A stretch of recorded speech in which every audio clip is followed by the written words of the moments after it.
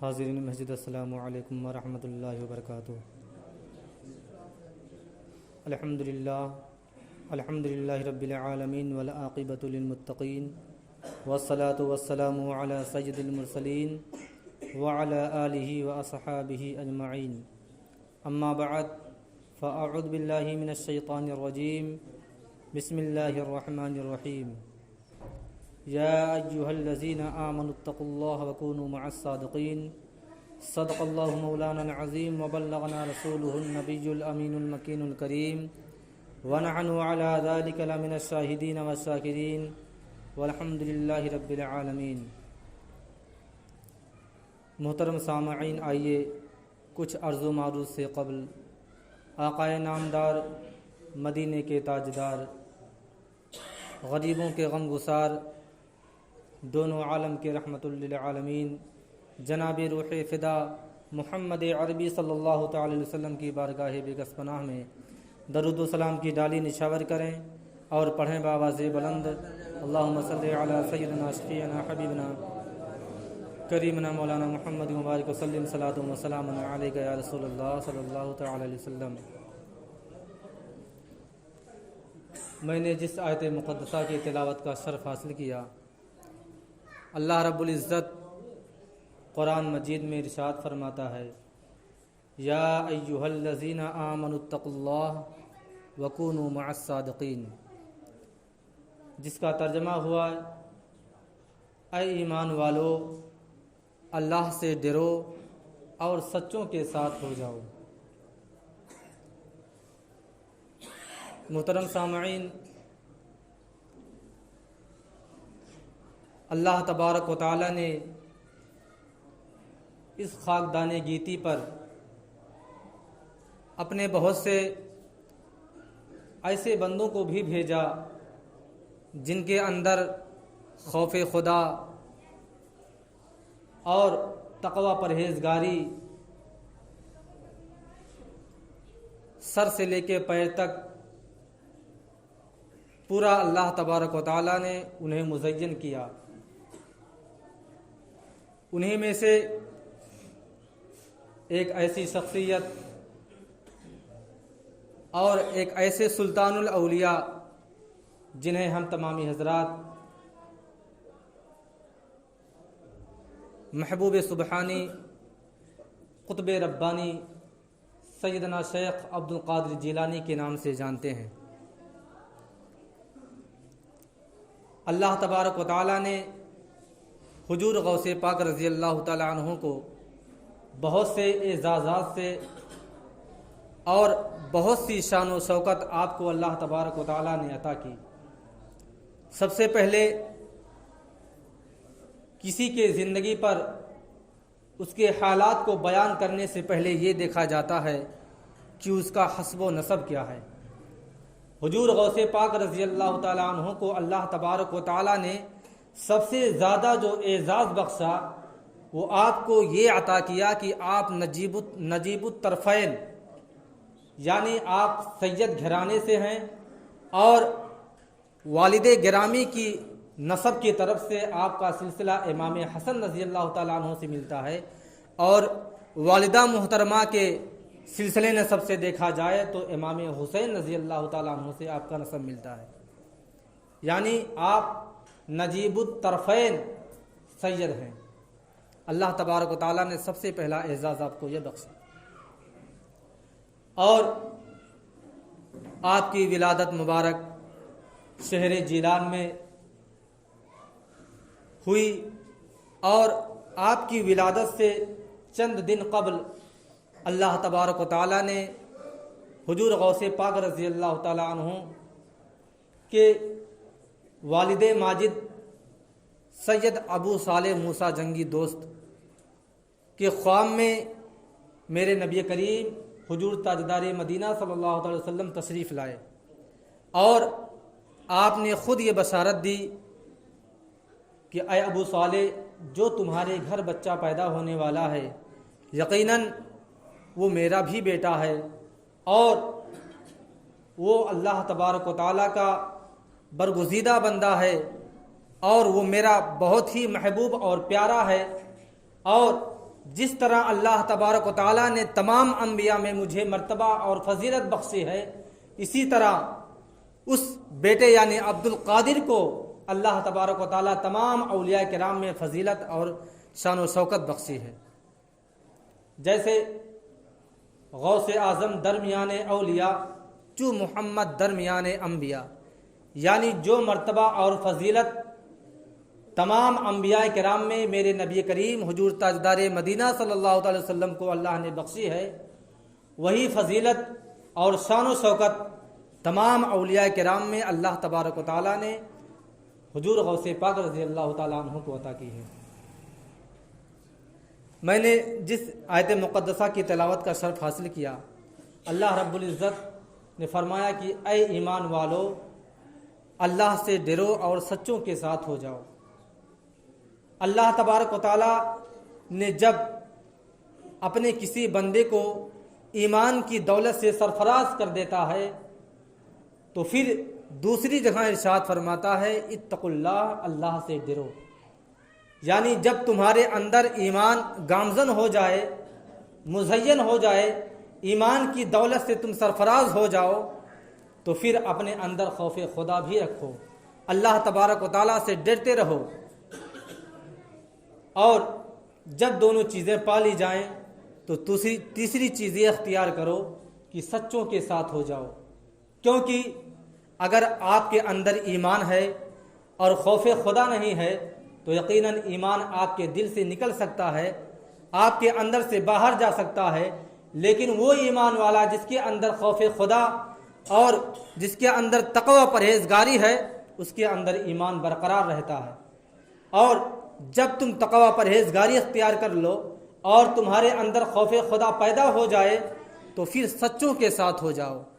سچوں سے مراد اللہ تبارک و تعالیٰ کے وہ برگزیدہ بندے ہیں جن پر اللہ تبارک و تعالیٰ کا خاص فضل ہوا اور اللہ تبارک و تعالیٰ کا ان پر خاص اعزاز و اکرام ہوا اور ان کی شان و شوکت بھی بیان کی گئی، جس میں سے سلطان الاولیاء محبوب سبحانی قطب ربانی سیدنا شیخ عبد القادر جیلانی رضی اللہ تعالیٰ عنہ کی ذات بابرکات بھی ہے۔ محترم سامعین، جب کوئی بھی انسان، کوئی بھی آدمی جب علم میں اعلیٰ ہو جاتا ہے اور جب اس کے اندر خوف خدا پیدا ہو جاتا ہے، جب اس کے اندر ایمانی جذبہ پیدا ہوتا ہے تو اس کے روح کو بدلنے کے لیے، اس کے تمام عبادت کو ملیا میٹ کرنے کے لیے شیطان ہمیشہ اس کے پیچھے لگا رہتا ہے، کیونکہ خود شیطان نے اللہ تبارک و تعالیٰ سے یہ کہا تھا کہ اے پروردگار، میں تیرے بندوں کو بہکانے کے لیے صراط مستقیم پر بیٹھوں گا اور صراط مستقیم پر بیٹھ کر کے میں تیرے بندوں کو بہکاؤں گا۔ کیوں؟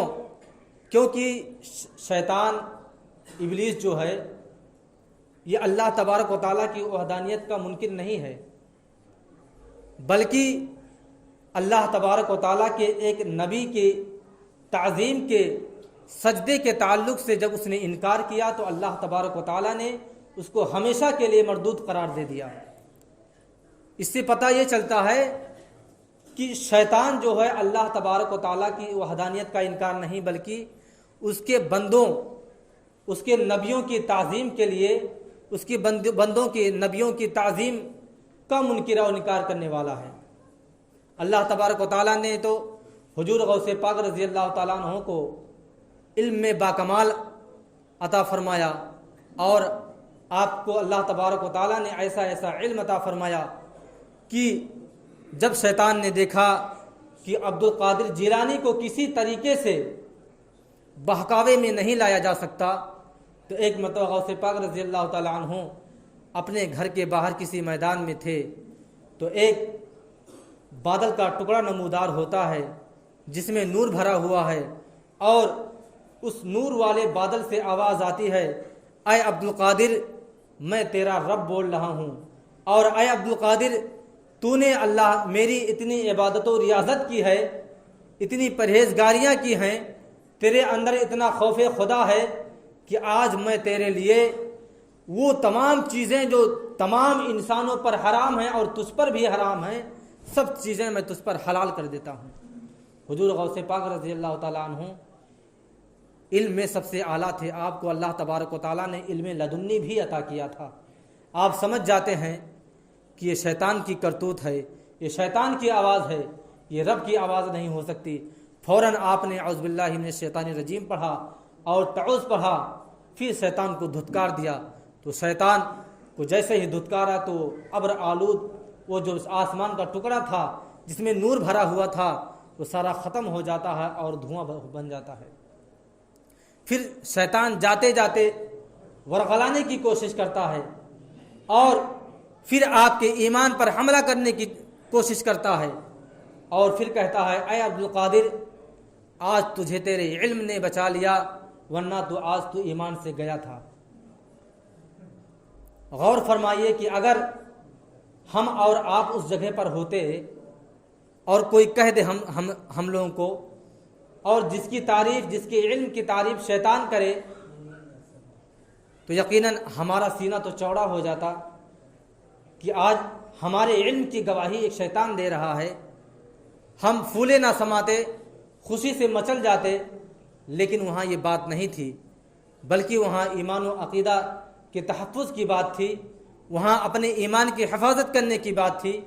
اگر عبدالقادر حضور غوث پاک رضی اللہ تعالیٰ عنہ یہ فرما دیتے ہاں میں آج میرے علم نے مجھے بچا لیا، تو یقیناً ایمان سے خارج ہو جاتے۔ لیکن اللہ تبارک و تعالیٰ نے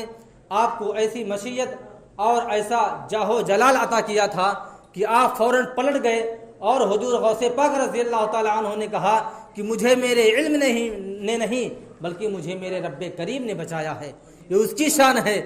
کہ مجھے میرے رب نے آج میرے ایمان کو جانے سے بچا لیا۔ بتانے کا مقصد یہ ہے کہ اللہ تبارک و تعالیٰ نے دنیا میں اپنے بہت سے ایسے بندوں کو اس خاکدان گیتی پر بھیجا جو اللہ تبارک و تعالیٰ کی وحدانیت کا اعلان کرتے رہے اور اس کے تمام بندوں کی رہنمائی کرتے رہے۔ انہیں میں سے حضور غوث پاک رضی اللہ تعالیٰ عنہ کی ذات بابرکات ہے۔ حضور غوث پاک رضی اللہ تعالیٰ عنہ کے والد گرامی بھی بہت بڑے ولی کامل اور اپنے وقت کے زبردست اولیاء کرام میں سے ہیں، اور آپ کا پورا خاندان یعنی آپ کی والدہ محترمہ بھی،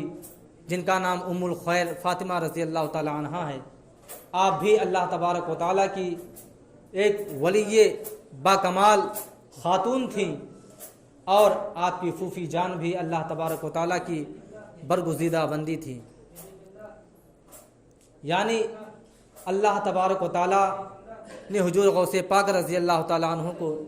ایسے خاندان میں آپ کی ولادت فرمایا کہ جن کے والد گرامی بھی ولی، جن کی والدہ محترمہ بھی ولی، جن کے دادا جان بھی ولی، اور جن کی پھوپھی جان بھی ولی یہ کامل تھیں۔ اللہ تبارک و تعالیٰ نے آپ کو اور آپ کے والد گرامی کو ایسی شان و شوکت عطا کی تھی کہ بتایا جاتا ہے کہ حضور غوث پاک رضی اللہ تعالیٰ عنہ کے والد گرامی اپنے وقت میں جب کسی گلی سے گزر جاتے تو جو کوئی بھی کام شریعت کے قانون کے خلاف دیکھتے آپ فوراً روکتے اور ٹوکتے۔ ایک مرتبہ کا واقعہ ہے کہ بادشاہ کے غلام چند مٹکے اٹھائے ہوئے اپنے سروں پر لے کر جا رہے تھے۔ چونکہ اللہ تبارک و تعالیٰ نے آپ کو ولایت سے سرفراز کیا تھا، اور دوسری چیز یہ کہ اس مٹکے میں کیا ہے آپ جان جاتے ہیں، اور اس کی بدبو بھی آ رہی تھی، اس وجہ سے آپ کو احساس ہوا کہ اس مٹکے میں کوئی اور چیز نہیں بلکہ اس میں شراب بھری ہوئی ہے۔ حضور غوث پاک رضی اللہ تعالیٰ عنہ کے والد ماجد نے ایک ڈنڈا اٹھایا اور 3 غلام جو 3 مٹکے اٹھائے ہوئے تھے، آپ نے اپنے ڈنڈے سے اس مٹکے پر دے مارا اور وہ مٹکا ان کے سروں پر وہیں پھوٹ گیا اور پوری شراب بہہ گئی۔ غور کرنے کی بات تھی کہ وہ مٹکے خاص کر کے شراب کے مٹکے تھے بادشاہ کے دربار میں پیش ہونے کے لیے جا رہے تھے، اور وہ ایسی شراب تھی جس کو ہمیشہ بادشاہ پیا کرتا تھا۔ اور آج سید ابو صالح رحمۃ اللہ تعالی علیہ نے اپنے ڈنڈے کے ذریعے سے اس مٹکے کو توڑ دیا۔ جب وہ غلام جو مٹکے اٹھائے ہوئے تھے جب بادشاہ کے دربار میں پہنچتے ہیں اور بتاتے ہیں کہ سید ابو صالح نے آپ کے اس شراب کے مٹکے کو ہمارے سروں ہی پر اپنے ڈنڈوں سے توڑ دیا، بادشاہ جلال میں آتا ہے اور فوراً سید ابو صالح کو اپنے سامنے پیش کرتا ہے اور کہتا ہے کہ آپ کو معلوم تھا کہ یہ شراب اور یہ مٹکے کس کے ہیں؟ سید ابو صالح نے فرمایا ہاں مجھے معلوم ہے، یہ مٹکے مجھے معلوم ہے کہ بادشاہ کے تھے۔ پھر بادشاہ نے کہا کہ پھر آپ نے اس مٹکے کو کیوں توڑ دیا؟ کہا مجھے تجھ پر رحم آ گیا تھا، اس وجہ سے میں نے مٹکا توڑ دیا۔ کیا کہا اے بادشاہ مجھے تجھ پر رحم آ گیا تھا، اس وجہ سے میں نے مٹکا توڑ دیا تاکہ جب اس شراب کو تو پیے تو کہیں اللہ تبارک و تعالیٰ تجھے جہنم میں داخل نہ کر دے، اس وجہ سے میں نے مٹکا توڑ دیا، مجھے تجھ پر رحم آیا۔ کہا کہ تو ہے کون؟ سید ابو صالح رحمۃ اللہ تعالی علیہ نے فرمایا میں ایک محتسب ہوں، حساب لینے والا، میں ایک محتسب ہوں، لوگوں کا حساب لیتا ہوں، کون کیا کرتا ہے، کون کہاں گناہ کرتا ہے اس کا حساب لیتا ہوں۔ کہا کہ یہ مرتبہ اور یہ وحدہ تجھے کس نے عطا کیا؟ کہا مجھے یہ وحدہ اور یہ مرتبہ اللہ تبارک و تعالیٰ نے مجھے عطا کیا، یہ اس کا عطا کیا ہوا ہے، میں اللہ تبارک و تعالیٰ کا محتسب ہوں، میں لوگوں کو حساب لیتا ہوں۔ بادشاہ اپنے اس غلطی پر سرشار ہوتا ہے، شرمندہ ہوتا ہے اور فوراً اسی وقت توبہ کر لیتا ہے اور ہمیشہ کے لیے شراب نوشی ترک کر دیتا ہے۔ بتانے کا مقصد یہ ہے کہ جب اللہ تبارک و تعالیٰ کہ وہ اولیاء کرام جن کی باتوں میں اللہ تبارک و تعالیٰ نے تاثیر رکھی ہے، جن کی باتوں میں اللہ تبارک و تعالیٰ نے طاقت و قوت رکھی ہے، اگر وہ کسی بادشاہ جیسے سخت مزاج آدمی سے بھی ہدایت کی بات کریں تو ہدایت کے راستے پر آ جاتا ہے۔ اللہ تبارک و تعالیٰ سے دعا ہے کہ اللہ تبارک و تعالیٰ ہم تمامی مسلمانوں کو صراط مستقیم پر چلنے کی توفیق و رفیق عطا فرمائے اور اپنے آقا کریم صلی اللہ علیہ وسلم سے محبت کرنے کی توفیق و رفیق عطا فرمائے۔ وآخر دعوانا الحمدللہ رب العالمین۔ السلام علیکم۔